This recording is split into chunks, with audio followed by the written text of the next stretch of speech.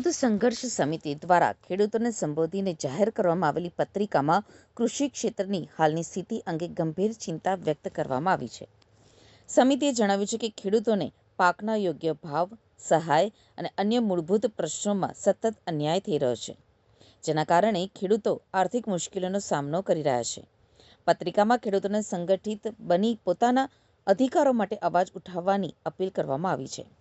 સરકાર સમક્ષ વિવિધ માંગણીઓ રજૂ કરી ખેડૂતોના પ્રશ્નોનો તાત્કાલિક ઉકેલ લાવવા માંગ કરવામાં આવી છે.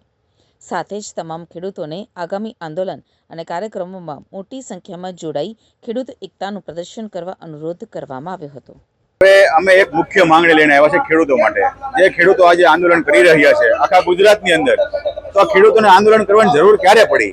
કે જ્યારે સરકાર કોઈ કરવા નથી માંગતી ત્યારે જરૂર પડી. આ કોર્પોરેટ જગતની સરકાર છે, ખેડૂતો માટે હિતકારક માટે સરકાર નથી. આ કૃષિ મંત્રી જેવા ગમે તેવા લફારા કરી બફાટ આપી દે છે.